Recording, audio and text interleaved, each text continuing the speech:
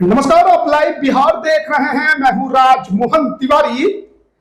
देखिए, बिहार विधानसभा चुनाव 2025 और इसको लेकर प्रत्येक विधानसभा सीटों की हम लगातार चर्चा कर रहे हैं, समझने की कोशिश कर रहे हैं कि आखिरकार उस विधानसभा में इस बार समीकरण क्या है, पार्टियों की रणनीति क्या है, पहलवान कौन दावेदार है और किसके पक्ष में इस बार पलड़ा भारी नजर आ सकता है। और देखिए, कई सीटों की बातचीत हमने की और आज जिस सीट की हम चर्चा करने जा रहे हैं वो सीट गोपालगंज जिले के अंतर्गत आती है। जी हां, गोपालगंज, जहां लालू प्रसाद यादव का पैतृक घर है, उसी गोपालगंज जिले में एक विधानसभा की सीट है बैकुंठपुर। इस सीट पर अभी आरजेडी के विधायक हैं प्रेम शंकर प्रसाद यादव, लेकिन क्या वो 2025 में भी विधायकी अपना बचा पाएंगे? क्या आरजेडी उन पर ही भरोसा करेगी या फिर कोई और इस बार आरजेडी से चुनाव लड़ सकता है? दूसरी तरफ बात अगर एनडीए की करें तो दो बड़े प्रबल दावेदार इस सीट पर नजर आते हैं। तो जेडीयू और बीजेपी में भी इस सीट को लेकर घमासान माना जा रहा है। तो ऐसी परिस्थिति में क्या कुछ यहाँ की रणनीति है और जन सुराज क्या खेला कर देगी, इस पर हम विस्तार से बात करेंगे, समझेंगे। हमारे साथ राजनीतिक विश्लेषक राय प्रतीक मौजूद है। तो कैसे देखते हैं बैकुंठपुर विधानसभा? नमस्कार तिवारी जी। बैकुंठपुर विधानसभा क्षेत्र जो है वो गोपालगंज जिले का विधानसभा क्षेत्र और गोपालगंज लोकसभा क्षेत्र का ही हिस्सा माना जाता है। बैकुंठपुर और गोपालगंज जिसे ब्राह्मणों का जिला कहा जाता है, ब्राह्मणों का प्रभाव। तो गोपालगंज में बैकुंठपुर का भी इतिहास कुछ ऐसा ही है। तो बैकुंठपुर में एक दिगवा दुगोली एक गांव है, उसका एक बहुत ही प्राचीन इतिहास रहा है। जैसे प्राचीन इतिहास गोपालगंज जिले में हथुआ महाराज का था, उनके बगोचा वंश का जो प्राचीन राजवंश जो सारण कमिश्नरी के राजा हुआ करते थे, उसी प्रकार वहां पे विदेह का साम्राज्य था और वहां पे उससे भी पहले आदिवासियों का भी वहां पे अस्तित्व का जो है मतलब इतिहासकार बताते हैं दिगवा दिगोली में आदिवासी भी थे। और विदेह काल में विदेह काल के बाद 13वीं शताब्दी में जब मुस्लिमों का जो प्रगाढ़ जो है वो इस तरफ जो होना मजबूती से शुरू हुआ तो बहुत पलायन भी हुआ है। तो दिगवा दुगोली से जैसे देखिए एक भूमिहार का एक आता है, गिरिराज सिंह का एक गांव है बरैया, सांडिल उनका मूल होता है दिग्वै, जो उनका जो मूल है बरौनी के बरैया के वो दिगवा दुगोली से ही आया। अच्छा। तो कह सकते हैं कि एक प्राचीन राजवंश हुआ करता था, बाद में वहां से पलायन बहुत ज्यादा हुआ, कारण जो भी रहा, मुस्लिम आक्रमण रहा हो या अलग अलग प्रकार के रहो। तो बात कर बैकुंठपुर के राजनीतिक इतिहास की बात कर ले। गोपालगंज जिला जो है जमींदारों का जिला रहा। अब सारण कमिश्नरी में वैसे भी आप देखिएगा कि गांव में आबादी का घनत्व थोड़ा कम होता है इधर के तुलना में, हमारे गंगा के क्षेत्र के टाल के एरिया के तुलना में या किसी दूसरे क्षेत्र के तुलना में जो सारण कमिश्नरी के जो गांव होते हैं वहां घनत्व थोड़ा कम होता है, वहां जमींदारी बसाहट ज्यादा था।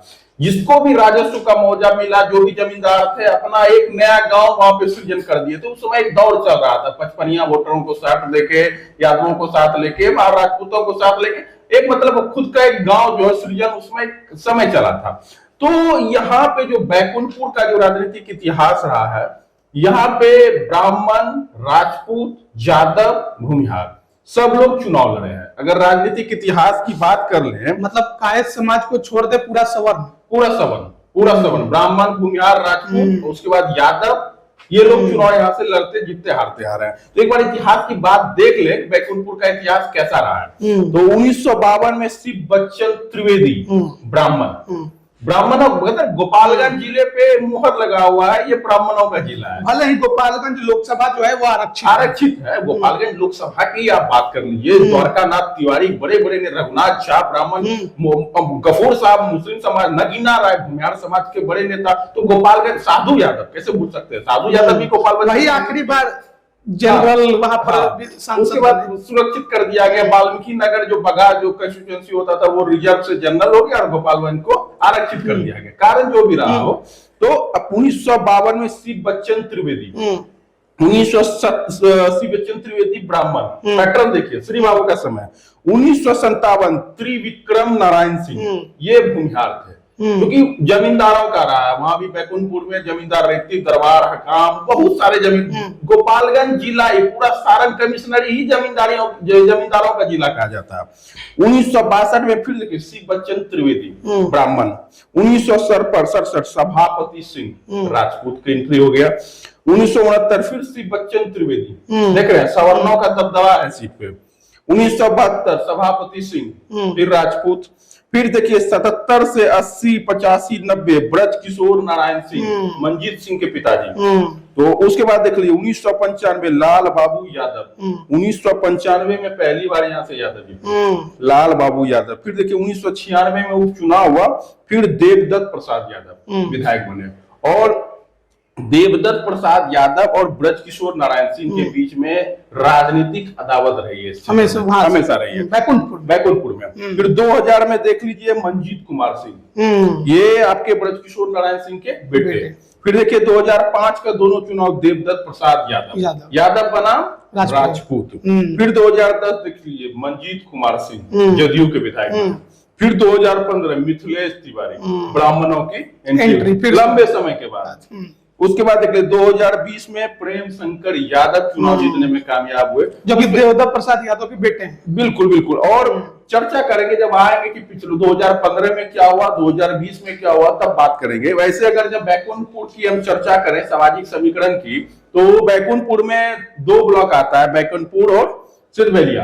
और इसमें जो है बरौली खुद में एक विधानसभा क्षेत्र है, उसके उस बरौली प्रखंड के 7 पंचायत जो है वो बैकुंठपुर विधानसभा क्षेत्र का हिस्सा है।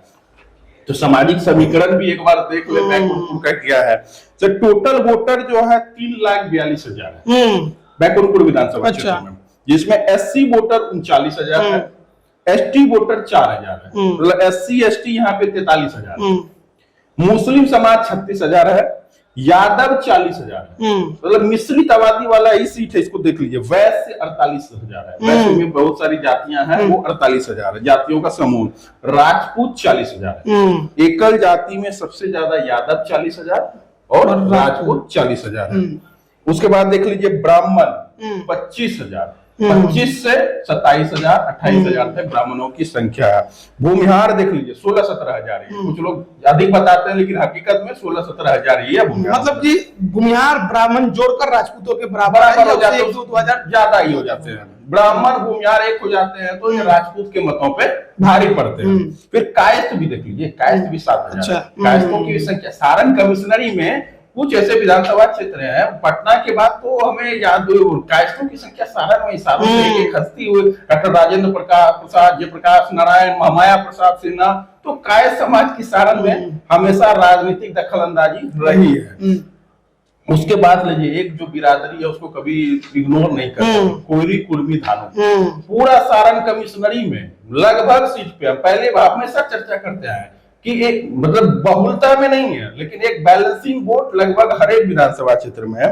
कोयरी 23,000 है, कुर्मी और धानुक मिला के 17,000 है, जब 40,000 कोयरी कुर्मी धानुक भी है। यादव 40,000 है, राजपूत 40,000 है, कोयरी कुर्मी धानुक मिला के भी 40,000 है, और ब्राह्मण भूमिहार जोड़ के भी 40,000 प्लस ही है। और वैश्य समाज का भी वोट यहाँ 45,000 है। तो और अदर्स वोट जो 55 बचते हैं वो भी 37,000 से 40,000 तक। तो सामाजिक समीकरण आप देख रहे हैं कि मिश्रित आबादी वाला क्षेत्र है, किसी की बहुलता वाली सीट नहीं है। वैसे भी सारण कमिश्नरी में का कोई शायद ही कोई ऐसा विधानसभा क्षेत्र हो जो कि बहुत ही ज्यादा किसी जाति वर्ग का बहुलता में हो। छपरा जिले की कुछ सीट को छोड़ दें तो लगभग मिश्रित आबादी वाला ही क्षेत्र है। कुछ को एज है बहुलता में, जिस जाति की संख्या 55, 60,000, 65,000 तक हो जाती है। तो कुछ सीटों पर यादवों को ही एज है।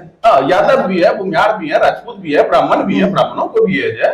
गोपालगंज जिले की सीट है। तो यहाँ पे देख सकते हैं। और दावेदारों की बात कर ले, पहले तुम देख ले कि 2015 और 2020 में हुआ क्या है। क्योंकि मतलब बीते कुछ चुनाव से ये देखा जा रहा है कि ब्रज किशोर नारायण सिंह और देवदत्त प्रसाद यादव के बीच लड़ाई होती थी, अब उनके बेटों के बीच लड़ाई शुरू हुई। बेशक लड़ाई यादव और राजपूत के बीच में है, लेकिन ब्राह्मणों की सीट सारण कमिश्नरी में भाजपा अगर कहीं पे ब्राह्मण लड़ाती है तो बैकुंठपुर वो इकलौती सीट है जो भाजपा अपने सिंबल पे ब्राह्मणों को टिकट देते पूरे सारण कमिश्नर, पूरे सारण यानी कि कमिश्नर। सारण, सिवान, गोपालगंज। हाँ, तीनों जिला मिला के बैकुंठपुर ही एक इकलौती सीट है जहां भाजपा अपने सिंबल पे ब्राह्मण को चुनाव लड़ाती है। ये गौर करने वाली बात है। और ये सबसे बड़ा फैक्टर है, मिथिलेश तिवारी जो है वो पुनः उनको भाजपा का टिकट मिलता है, उनके लिए ये सबसे बड़ा फैक्टर काम करेगा। वो संगठन के नेता है, प्रदेश महामंत्री हैं, बक्सर से लोकसभा का टिकट भी मिला, महज 10-15 हजार वोट से चुनाव हारे हैं, मामूली मतों के अंदर से ही चुनाव हारे हैं, बक्सर में हार हुई है। तो मिथिलेश, वैसे भी बिहार में भी ब्राह्मण नेताओं की बहुत कमी है। बड़े चेहरे के रूप में मिथिलेश तिवारी को प्रोजेक्शन किया गया। भाजपा का एक मतलब ये उनका आंतरिक जो है ये मुद्दा रहा है। तो मिथिलेश तिवारी टिकट के प्रबल दावेदार भाजपा से हैं। और 2015 के लहर में जब महागठबंधन की लहर थी, भाजपा, नीतीश कुमार और कांग्रेस साथ चुनाव लड़ रही थी, उस समय उस राजद, कांग्रेस और राजद, कांग्रेस और नीतीश कुमार तो तीनों साथ चुनाव लड़ रही थी। और जेडीयू के राजपूत प्रत्याशी थे, ये भी नहीं एमवाई के प्रत्याशी, राजपूत प्रत्याशी मंजीत सिंह सिटिंग थे, वो चुनाव हार गए थे। और उस चुनाव में भाजपा प्रत्याशी मिथिलेश तिवारी अच्छे खासे अंतर से, सम्मानजनक अंतर से चुनाव जीतने में कामयाब हुए थे। ये भी बड़ा फैक्टर है मिथिलेश तिवारी के जीत के लिए, मतलब उनके टिकट के दावेदारी के लिए। 2020 की बात करें तो 2020 में मिथिलेश तिवारी जो है प्रेमशंकर यादव से 10,000 वोटों के अंतर से चुनाव हार गए। मंजीत सिंह निर्दलीय चुनाव लड़े, उनको 40,000 के आसपास वोट आया, 40,000 के करीब, लेकिन वो पूरा जेडीयू कैडर का वोट उनको मिला। जेडीयू कैडर का राजपूतों के साथ कोरी कुर्मी धानु का वोट, जो जेडीयू कैडर का जो वोट था, संगठन का जो वोट, जेडीयू का अपना संगठन है, तो कैडर का वोट जो है मंजीत सिंह को ट्रांसफर। मतलब आप ये कह रहे हैं कि बैकुंठपुर में बीजेपी कैंडिडेट को जेडीयू ने सपोर्ट नहीं किया? उस हिसाब से सपोर्ट तो नहीं किया। अगर सपोर्ट किए होते तो मंजीत सिंह को 40,000 मत आने का संभावना ही नहीं है। 40,000 तो राजपूत समाज की वहां पे अधिकतम पोलिंग क्षमता 18-20 हजार है। तो उसको अगर 40-42,000 43,000 वोट आ रहा है तो ये जेडीयू कैडर का वोट है। और काफी आप पंचायत वाइज आकलन कर लीजिए ना, जहाँ कुर्मी का कोई का जो मतलब पंचायत है, जो बूथ है, वहां से देखिए नीतीश कुमार भी नहीं गए थे प्रचार में, नीतीश कुमार भी नहीं गए थे, मंजीत सिंह वहां से लीड ले रहे हैं। तो ये कह सकते हैं कि भाजपा के प्रत्याशी को जेडीयू का गठबंधन का साथ नहीं मिला। तो ये एक बड़ा कारण था।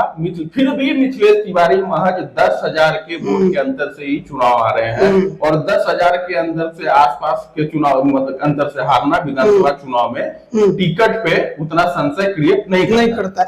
एक और चर्चा यहाँ पर आमतौर पर होती है कि 2020 में जिस तरीके से मिथिलेश तिवारी के खिलाफ जेडीयू ने वहां पर मंजीत सिंह को उतारा और उनके पक्ष में प्रचार किया, उसका खामियाजा ये भुगतना पड़ा कि सारण और सिवान में जेडीयू एक सीट नहीं जीत पाई। बिल्कुल। और राम हथुआ जैसे सीट हार गए, राम सेवक सिंह मंत्री थे, हथुआ की सीट हार, बहुत सारी सीट वो हार गए। और वो आप एक जो जेडीयू के विधायक है जो काफी प्रचलित मीडिया में आते हैं, डांस वगैरह, अच्छा, श्याम बहादुर, वो भी चुनाव हार गए थे। मतलब ये माना जाए कि ब्राह्मण नाराज हुए, ब्राह्मण खिसक गए जेडीयू से, ब्राह्मणों ने वोट नहीं किया। बिल्कुल। देखिए सारण जिले की मैं बात छोड़ देता हूँ, सिवान जिले में और ज्यादातर गोपालगंज जिले में ब्राह्मणों का महत्व है।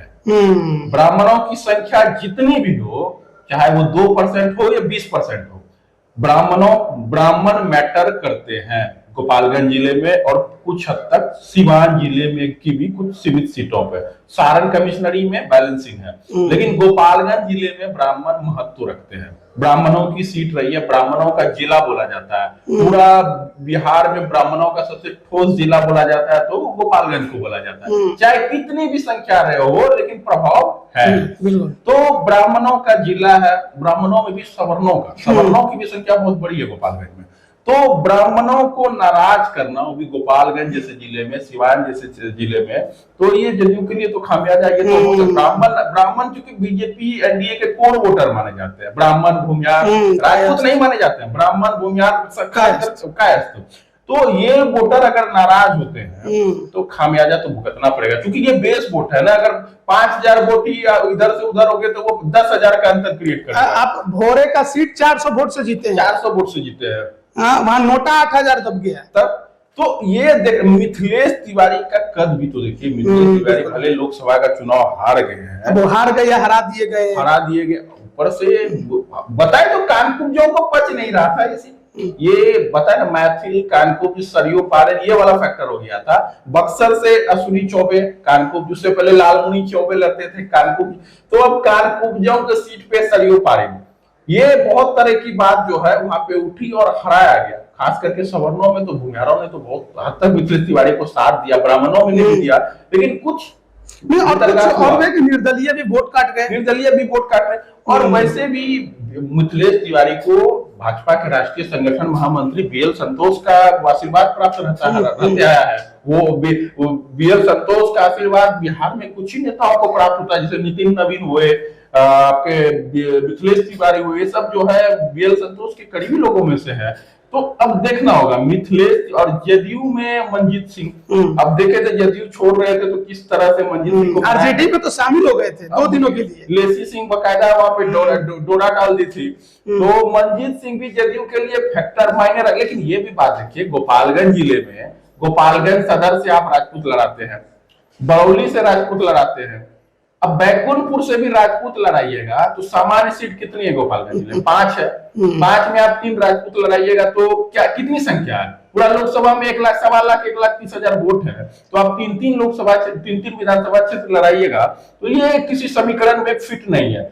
या तो आप गोपालगंज काट लीजिए सदर, चर्चा भी है गोपालगंज इस बार भाजपा की जो विधायिका है, जो सुभाष सिंह की पत्नी, जो जिनको हैराकी में मिला हुआ है, तो टिकट पे संशय है वहां इसमें। और बरौली में तो उस पे बात करेंगे जब लेकिन मिथिलेश तिवारी की जो ये जो बैकुंठपुर की जो सीट है, यहाँ ब्राह्मण और भूमिहार एक खेमे में है। और यही नहीं, मिथिलेश तिवारी एक भूमिहार यहाँ से एमएलसी है, राजीव कुमार उर्फ कप्पू सिंह, बड़े कारोबारी बिजनेसमैन है और गोपालगंज स्थानीय निकाय क्षेत्र से एमएलसी जीते हुए हैं, और वो यहीं के हैं, बैकुंठपुर विधानसभा क्षेत्र के। तो बैकुंठपुर विधानसभा क्षेत्र से भूमिहारों को ऑलरेडी प्रतिनिधित्व दे दिया गया है, और मिथिलेश तिवारी का बहुत बड़ा इसमें सहयोग रहा है। तो मिथिलेश तिवारी हो गए और गप्पू सिंह हो गए, तो ब्राह्मण और भूमिहार का एक अच्छा गठजोड़ यहाँ है, जो कि राजपूतों को मतलब आप कह रहे हैं कि एनडीए में बैकुंठपुर से मिथिलेश तिवारी की दावेदारी मजबूत है, और उधर से प्रेम शंकर यादव ही रहेंगे, आरजेडी से रहेंगे। अब मंजीत सिंह क्या करेंगे देखना होगा, फिर निर्दलीय उतरेंगे या जनसुराज जाएंगे, विकल्प तो है, यदि छोड़ेंगे, क्योंकि बीजेपी ये सीट नहीं छोड़ने वाली। मिथिलेश तिवारी की सीट है, चाहे कुछ भी हो जाए बीजेपी ये सीट नहीं छोड़ेगी, और ब्राह्मणों की नाराजगी भाजपा मोल नहीं लेगी। सारण कमिश्नरी में एक ही सीट तो वो लड़ाती है बैकुंठपुर की, तो मिथिलेश तिवारी और प्रेम शंकर यादव में पुनः फाइट होते नजर आ सकता है। और हो सकता है कि जो सीट 2020 में बने, निर्दलीय मंजीत सिंह चुनाव लड़े, हो सकता है वो निर्दलीय फिर लड़े या जनसुराज के पार्टी से वो चुनाव लड़ते देखे। यही सवाल मेरा था आपसे, जनसुराज के सूत्रधार प्रशांत किशोर ब्राह्मण क्या बैकुंठपुर में ब्राह्मण दांव खेलने की तैयारी करेंगे, कोशिश करेंगे, या फिर बागी के दम पर ही मैदान में उतरेंगे? देखिए, प्रशांत किशोर की रणनीति को भी आप डिकोड नहीं कर सकते हैं। अब प्रशांत किशोर के प्रत्याशी कैसा वो दे रहे हैं क्षेत्र में, उनसे पता चलेगा वो किसके बी टीम सी टीम है। क्या वो ब्राह्मण दे रहे हैं कि मुस्लिम दे रहे हैं, ये भी तो देखें, भूमिहार दे रहे हैं, फॉरवर्ड दे रहे हैं कि मुस्लिम दे रहे हैं, ये भी सवाल, ये भी बड़ा फैक्टर है ना। उसी से पता चलेगा कि प्रशांत किशोर किस राह पर है, तो ये भी देखने वाली बात है। वैसे भी दे सकते हैं, वैसे का तो 48,000 वोट है। वैसे तो गोपालगंज सदर की सीट है, वहां वैसों की तो बहुत बड़ी संख्या है, मुस्लिम बैस, ये तो गोपालगंज जिले में बहुत अच्छी बड़ी संख्या में है। तो वैसे तो है ही, वैसे को तो टिकट मिलना ही चाहिए। गोपालगंज सदर की सीट जो है उसके लिए उस सीट का हकदार वैसे समाज ही है। लेकिन बैकुंठपुर में राजपूत यादव राजपूत या ब्राह्मण भूमिहार मिलकर ब्राह्मणों को राजतिलक वहां कर देगा, और राजपूत की सीट तो बरौली है ही। तो देखना होगा अब क्या होता है। वैसे भी मंजीत सिंह उधर ही के हैं, बरौली के ही है मंजीत सिंह, तो वहां पर एक नारा ये भी हो जाता है बारी बनाम स्थानीय का। बरौली के कुछ पंचायत इसमें आते हैं, मतलब ये बैकुंठपुर विधानसभा में, लेकिन वो जिनका जो घर है वो बरौली में है, बरौली विधानसभा क्षेत्र में है।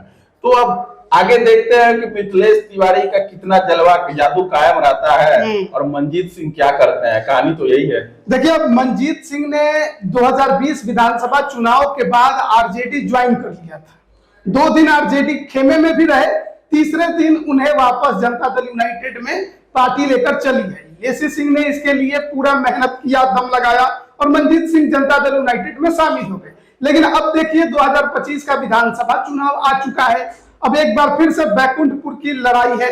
देखिए अगर मिथिलेश तिवारी बक्सर के सांसद बन गए होते तो शायद मनजीत सिंह के लिए ये राह आसान होती कि बैकुंठपुर सीट पर वैकेंसी बन जाती। लेकिन अब मिथिलेश तिवारी वापस बैकुंठपुर लौट गए हैं। बैकुंठपुर में अपना पूरा का पूरा ताकत लगा दिया है। बैकुंठपुर लड़ने की उनके तरफ से पूरी तैयारी कर ली गई है। कार्यकर्ता भी पूरे जोश में उनके आ गए हैं। वहां के जो उनके अपने लोग हैं वो भी खुश हो गए कि चलिए बक्सर छोड़ के वापस बैकुंठपुर आ गए। लेकिन सवाल यही है कि एनडीए में मनजीत सिंह भी आ गए हैं।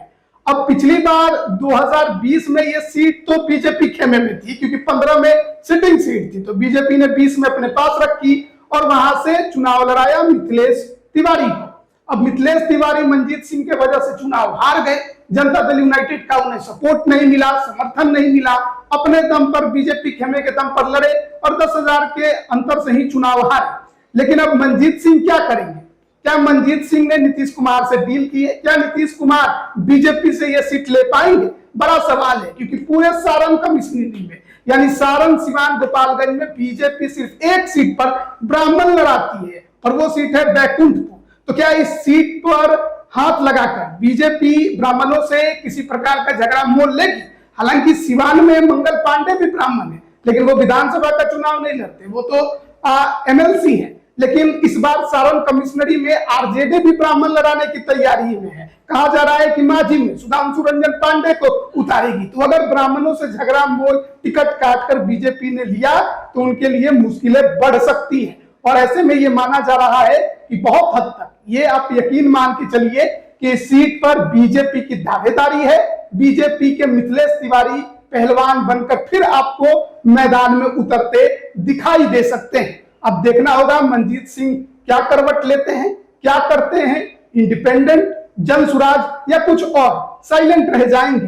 नीतीश कुमार उन्हें मनाने में कामयाब होंगे। वहीं आरजेडी से प्रेम शंकर प्रसाद यादव एक बार फिर चुनाव लड़ते आपको दिखाई दे सकते हैं। कहा जा रहा है कि उनके टिकट को लेकर कोई इफ एंड बट आरजेडी के अंदर नहीं है। आप इस पर क्या राय रखते हैं कमेंट करके जरूर बताएं। आप सभी का बहुत बहुत धन्यवाद।